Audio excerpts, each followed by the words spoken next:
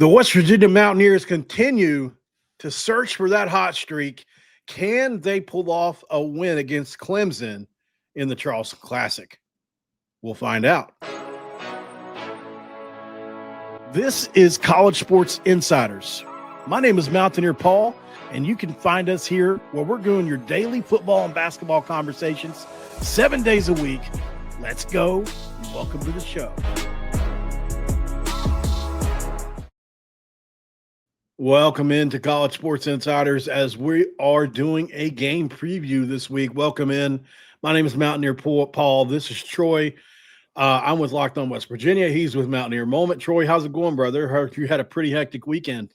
Oh, yeah. We're back, baby. Feels good to be back on College Sports Insiders. And then, obviously, those that are watching over on Mountaineer Moment, this is a collab between Mountaineer Moment, your source for West Virginia football and basketball, and then Mountaineer Paul and myself covering things a little broader over at College Sports Insiders, focusing a lot on the Big 12 as a whole, and still figuring that thing out as a new show. So if you have not heard of it yet, or you're here on Mountaineer Moment, go follow, subscribe to College Sports Insiders, be in the know when we have new content coming your way for that.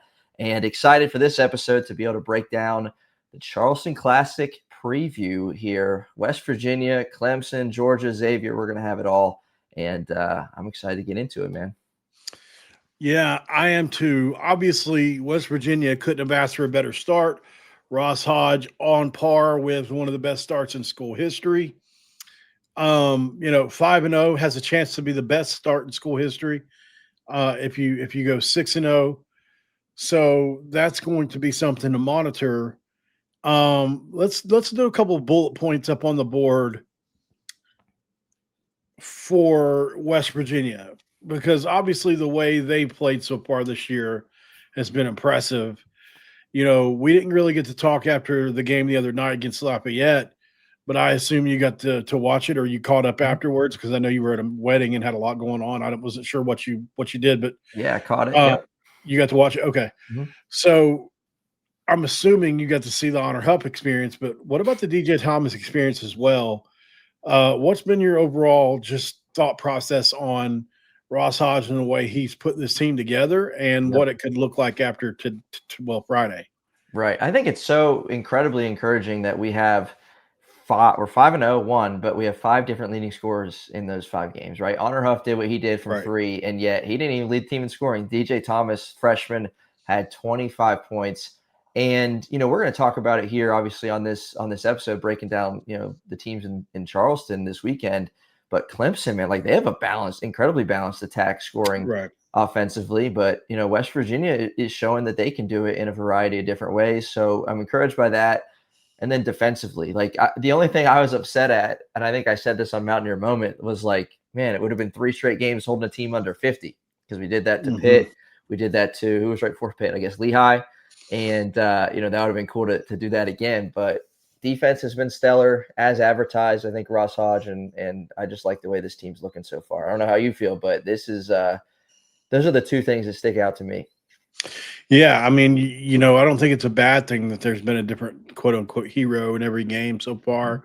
Certainly have been impressed with, I think, the consistency of Honor Huff has been very consistent, as a scorer. I mean, he's in double figures in, I think, every game. May have had one where he wasn't, but I don't think so. Obviously, the OBO high game against Pitt was the most impressive individual performance this year. Yep. I think it's as impressive as the one that Huff had, because that was against Lafayette, right? So that's that was fish in a barrel to him. He was basically open on a lot of those possessions, and on the ones he wasn't, he's so quick and fast against those kind of players. Not that they didn't have some good individual – they had some good individual scorers, but not necessarily elite defenders. Right. So he was really able to get separation and get those shots off easier against them than he did Pitt, and that's why I think what OBO Hod did against Pitt was really impressive. Obviously, I think DJ Thomas has been just truly a godsend.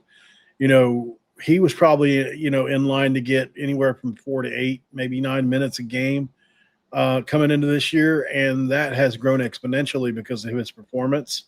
Yep. And you just wonder what Chance Moore is going to do for that. If you had to pick somebody right now, would you pick Trey Eaglestaff to take minutes from, or do you continue to play Trey at a higher level and just you think he's going to figure out at some point. I'm curious what your thoughts are there. I think it's going to figure it out. And I think, one of the things I've been talking about lately, obviously super excited for Chance Moore to be in there, and then Jackson Fields will be in soon. And I think the man that's got to figure it out is Ross Hodge, right? And to see exactly how that's going to play out.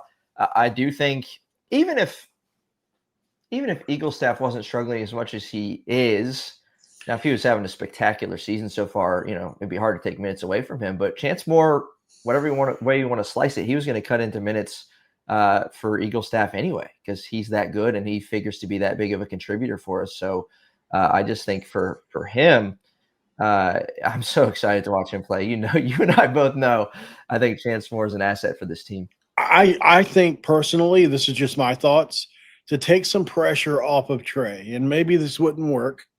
You did it with Lorient last year. Could you bring Trey off the bench and see if that's a role that works for him?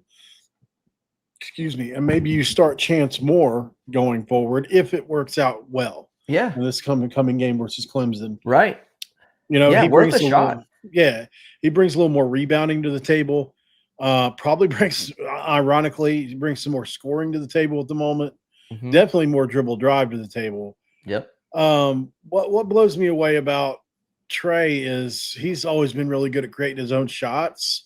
Mm-hmm. And he has just been – what do you think it is? It's like obviously I talked to his high school coach who he is like his father figure quite a bit. Yeah. And something he and I were speculating on was, well, he didn't. I was speculating on was, is it a case of the yips? Do you think that's what it is? I don't. I said it after the scrimmage. And I don't know if I caught heat for it in the comments or what, but after the scrimmage, I just think this is so foreign to him playing alongside other guys that can really score the basketball too. And he's struggling to find a role. I think that's all that it is. And, he looks uncomfortable at times out there. He looks like, in between, should I pass it? Should I shoot it? Should I, get an ISO situation and go do something with the ball that I have in my hands right now? He looks a little confused, which I guess, yips can play a factor into that. But I just think he's so used to getting so many looks every single game, and they're coming in different ways. Even when he gets catch and shoot opportunities, it's not like he was I'd have to look what he shot from three last season, but he wasn't on or Huff numbers, right? As far as even percentage, the kid misses a lot of shots, but he took a lot more at North Dakota. So I think it's just the fact of he's just not getting as many opportunities. But here's the thing for me. He made 6 threes in the opening secret scrimmage game. So where did that go? I know. It's the one game we don't have a full tape on is apparently the game he went off. And I'm curious they actually did play it. They did play the tape. I don't know if you saw this, but they played it on West Virginia, their X. They played a highlight video of the I saw the highlight. Yeah. Oh, okay. And he was, he was hitting them from the corner. He was hitting them from everywhere. And looked really comfortable too. I just personally feel like, yes, you're 1000% right about the situation being that he is uncomfortable. Mm-hmm. That's for sure. He's trying to find his way. Yeah. But I also think he is pressing on offense to the point to where it's making him extremely passive. And when he does get a look, he's there was one where he basically hit the bottom of the rim. He was trying to get it up. That's just – he's overthinking too. Yeah. It's crazy. I don't know if that's the same play, but it was a drive on the layup against Lehigh. Yeah. Yep. Just threw it up. It was what the heck, dude? When you're doing that, there's something going on up here. Yeah, you're sped up. It's I can relate to it because so I had a high school coach. I was probably one of the best 2 players on my team. Mm-hmm. And I had a high school coach. It's a long story. I don't want to get into the whole story, but he and my dad got into an actual physical altercation. And so he couldn't justify not playing me. But when he would play me, I had I couldn't do anything wrong. Nothing. I couldn't tip a ball and it go out of bounds. I remember one time I scored a bucket, got a rebound, had an assist, and then he pulled me out. But anyways, long story short, I felt so much pressure that I would do things that I missed free throws I would never miss. I would try to do certain things. I tried to do a reverse layup one time, hit the bottom of the backboard. Rushing my shot. That was the biggest thing I would do. So I think he looks like I felt at times. And I just wonder, because he's certainly not as bad as and I know there's some people who don't believe that now at this point. There's some people who think he's a bust, right? Yeah. Like out there already. And they won't be convinced until he proves them otherwise, which doesn't matter to him probably. But, for me, it bothers me because I know I came into the season saying I felt like he was a lot better than he's shown. Mm-hmm. And it's just frustrating to watch. I feel bad for him. But he's playing good on defense. He has played well on defense. He has. Yeah, and I'm not in that camp either of like he's a bust or this or that. I have the full confidence. And I think he does too. I mean, I see him on the court celebrating, his teammates, and he's engaged. When he makes a nice pass, he's there, he's focused, and I fully believe he's going to have a game where you're going to go, yep. I mean, we had that experience just now with Honor Huff, right? 8 of 9 from 3, and he had made some shots. Obviously, the big game he had against Campbell, 20+ points, but that kind of game obviously is in Trace and Eaglestaff. Wasn't he? Did I hear it correctly? Like he only player in Division I that had 2 40+ games last season. I mean, obviously it's there.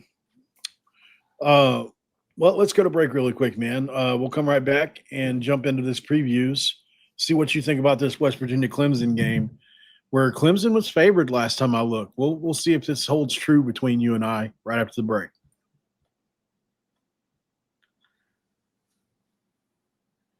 All right, back with Troy. Mountaineer Moment. Thank you so much, brother, for coming on late like this. It's a little bit late for tonight, and interesting times to be a Mountaineer fan, and just a sports fan in general. Curious what your thoughts are on this game this week, as the Charleston Classic is obviously a super interesting tournament with some good teams. Georgia averaging right around 97 points a game right now, just doing the math in my head. They've had one game under 90 points, and it was like 88 or 87 points. And they've had 110 or 20-point game. Like they're up there. Xavier obviously stumbled twice. Once against a good Iowa team, another one against the team you wouldn't think they would lose to. Major rebuild there. Major rebuild. On to Texas. And then you've got Clemson fresh off one of the best years in school history, where they made it to the Elite Eight. Brownell been there for 16 years. What in the heck is going on in Clemson? Obviously, they're in a rebuild as well. If you look at everything, they've got a lot of transfers. What are your thoughts on the Tigers? And do you think West Virginia, they're in similar situations, right? New rosters, et cetera. Right. Yeah, I'm super excited to get the tournament going. I think it's just, again, it's sort of like it was against Pitt, although obviously different because it was the backyard brawl and it was in Morgantown, and now you get your first opportunity away from home in a neutral site game in Charleston, South Carolina. And it's any tournament, any time you have a chance to win a championship, I don't care if it's between 4 teams, like that's something to get psyched up for. That's something to get excited about. And the Mountaineers have that, this coming weekend. So Friday night they start at 6:30, and then Georgia Xavier to follow, and then Sunday championship game, which I thought was a little weird. Sunday's game is set for 1, the championship, and then the third place game is to follow after that on Sunday. So take your note on that. But West Virginia and Clemson, we'll start with that one. You mentioned it. Clemson's been to the NCAA tournament the last 2 seasons. They got beat by McNeese last year in the round of 64. 2 years ago, they made the Elite Eight. And I saw preseason wise, they were picked to finish 7th in the ACC. 4-1 start this season. Their lone loss to Georgetown, 79-74.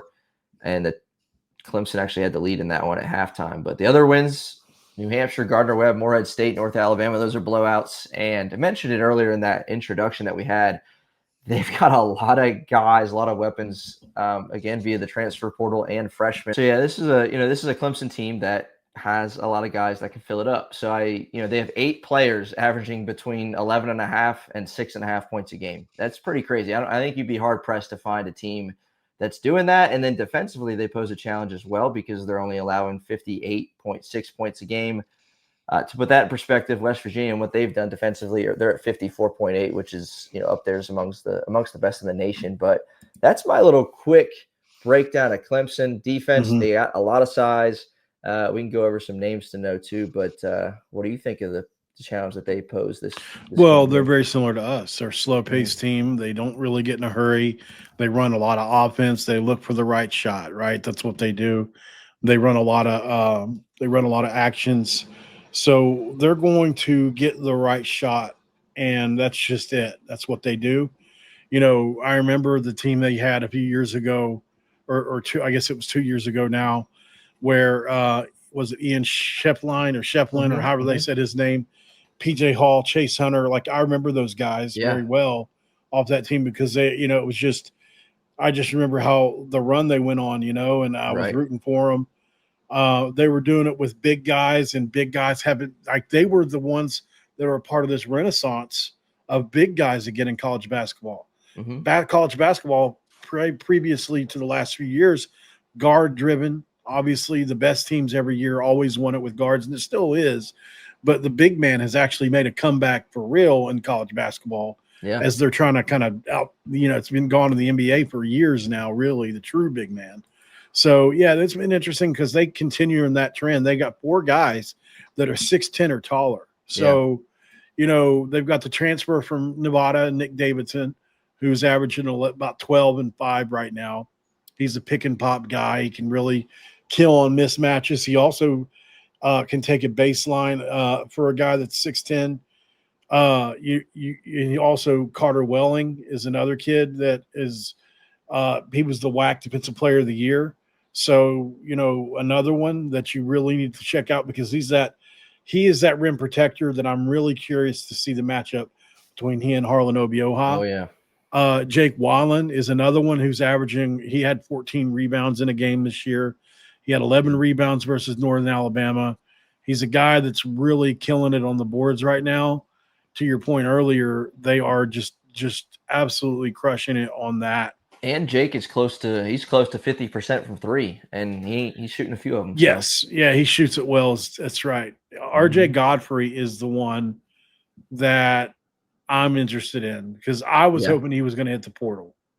He is a physical freak if you haven't ever seen him. He was on that team, I think, 2 years ago. But he is a dude that, is he still there? yeah. Well, and he hit the portal. Interestingly enough, he pulled an Emmett Matthews. He was at That's right. Georgia. He did. Okay. Yeah, That's where I got my wires crossed out. yeah. Um, Crazy, right? yeah, but I mean, have you seen this guy? Like he kind of reminds me of, because he played football. He reminds me of like a Julius Peppers type. Uh-huh. He's a specimen. Yes. I mean, Who is that? he's got muscles in his ears. Oh, there was he reminds me, I forget the guy's name, Tennessee a couple years ago. Oh, yeah, You know what I yeah. mean? Yeah, definitely. Just The an big muscular absolute guy. crazy build. Yeah. Yeah. Yeah, I remember. But yeah, so they've got a bunch of different guys. I They mean, do. if you look at all these different guys that are scoring, man, for them, right? Even Dallas Thomas, another 6'6" guy, is averaging 2 points a game in limited minutes. Mhm. They've got a guy that's a developmental kind of guy named Butta Johnson, which is kind of a cool name, like a butter, Butter Johnson. There he is. But it's pronounced Butta. 6 points a game, right? So like they've got guys. Freshman Ace Buckner. 11 Ace points, Buckner. 4 boys, What's 2.5. that? 1, 2, 3, 4, 5, 6, 7, 8, 9, 10 on 10-man, 11-man rotation right now. Yeah. So that's extraordinarily high. Georgia's got something similar going on. When we get to them, they got something similar too. Yeah, well, I mean, look, if you look at their tempo, they're 352nd nationally, which is last in the ACC. They're averaging like 65 possessions a game. So they walk it up, they chew clock for 25, 30 seconds, like I said, pass, and they look for elite looks, which is why they're ninth in field goal percentage. Yep. So, 85 points a game at that, which is pretty wild. They only shoot 25 threes, or 3-point volume. I think as a team, they're shooting right around 25 attempts per game at about 33%. So they're not a high threat from three, although 33% as a team isn't horrible. It's definitely not great. And they're a team that has 65% assisted field goals as well. So, They're really patient. I think this is going to be interesting versus the style that we have, which is kind of similar, right? Right. So I think what we're going to do is which team can take the other team out of its game Mhm. more, because I think West Virginia is going to look to speed them up, Mhm. and they're probably going to look to speed us up. Who can speed the other team up and force them out of that pace that they like to run in? Yep. No, that's a good point. That's a good point. And yeah, I mean, West Virginia obviously hasn't seen size like that, this season. Even, you mentioned Godfrey. Like, I mean, he's not 6'10", He's 6'11", a he's 6'8", monster. and he's a beast. And dare I say, it's an appropriate game to get Chance Moore back. I mean, he's a 6'6" guy that can rebound the basketball. I'm happy At a to high have him level, back. about 770 game in Yeah. St. Bonaventure. He'll Right. probably, you'd imagine that drops down 1 or 2 at this level. Yeah. But even if he Still gets big. 5 boards a game, that's great. Still big. I think that's something to watch, monitor too. Just, what's his conditioning going to be like? How many minutes is he going to get? Obviously too, that could play a factor as far as Has what he been Eagle able to staff's doing. practice, or have they not been able to practice I think since? he's able to practice. Yeah. If he's able to practice, then he should be in pretty decent Should be condition, all you right. would think. Should be all right. But yeah, it's a good one to watch, man. I'm excited. I think, it's not, I keep using the word measuring stick, and soon we're going to stop because, like, well, you're going to keep We playing, thought Pitt was high going to be level that, teams. but Right. I know. But I'm excited. Again, tournament, anytime you get a chance to do that is good. You want to move on to the last game on Friday? I wanted to kind of pick a winner there if you All want right, to. let's We do can it. right after the break, though.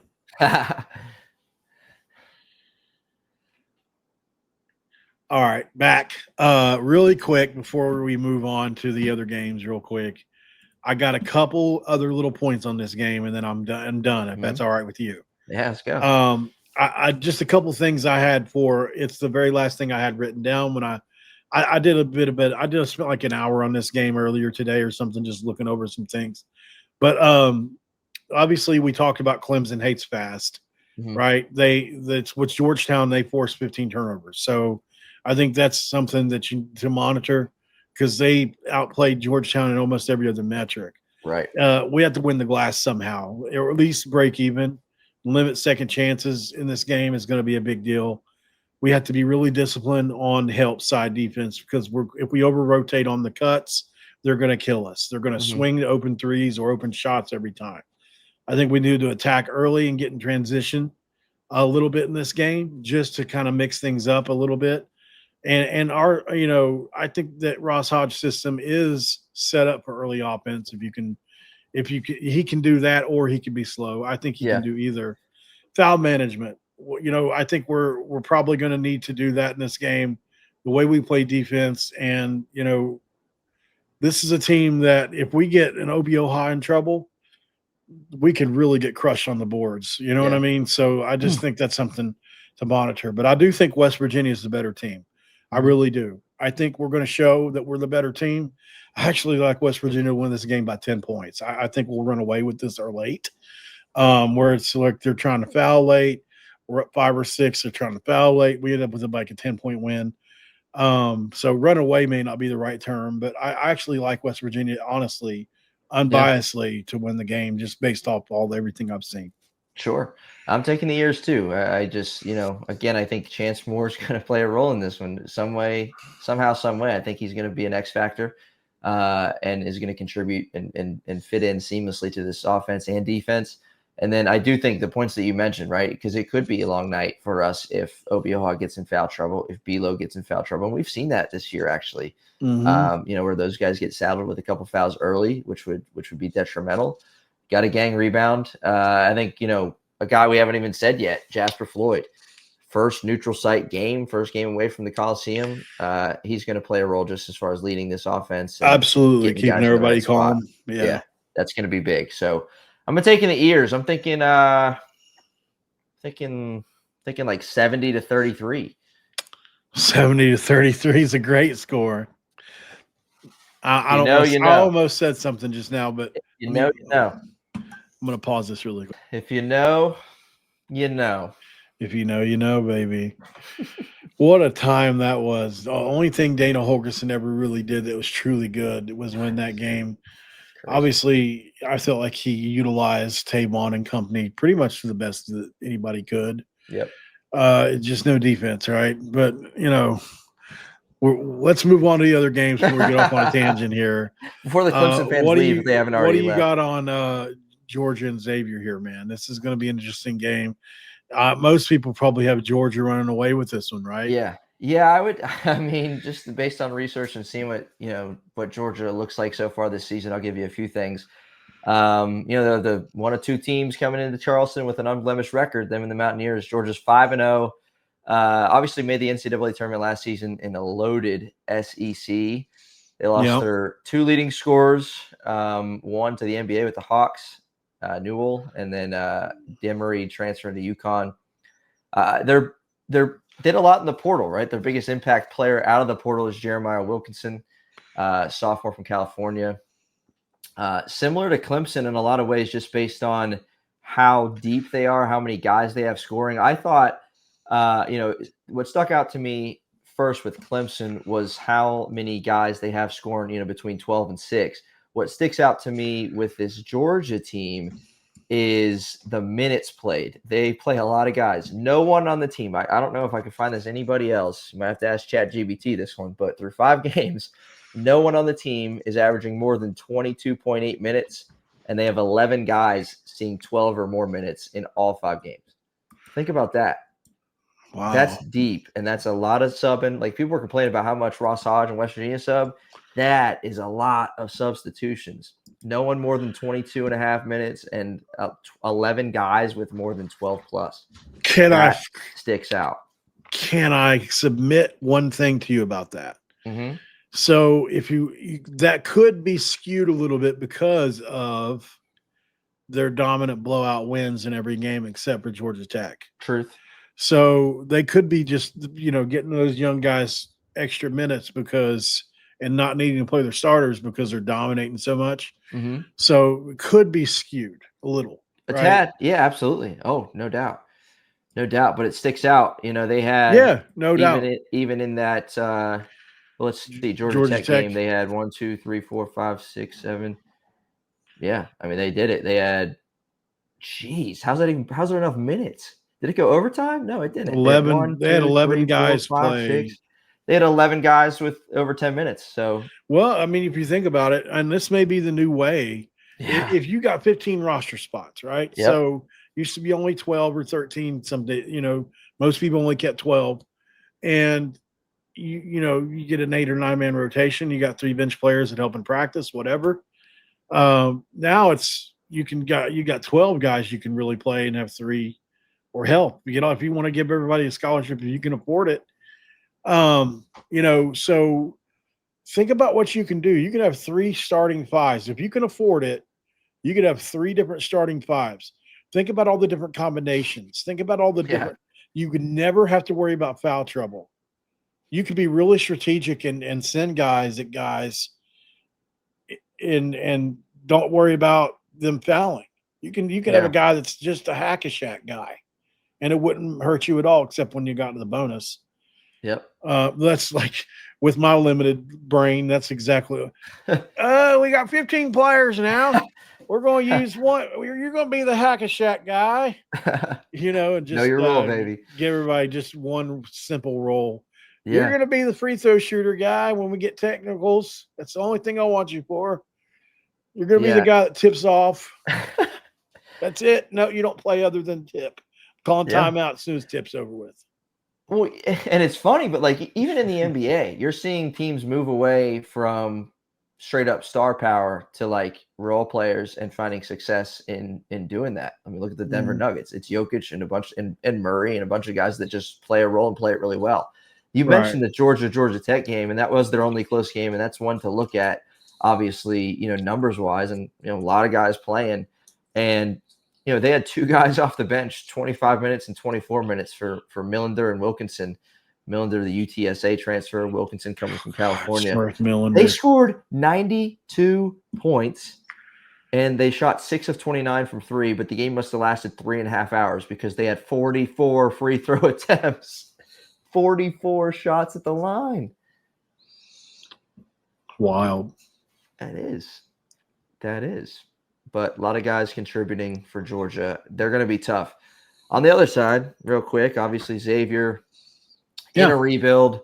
Tons of impact transfers, at least they're hoping so, with Miller departing for Texas.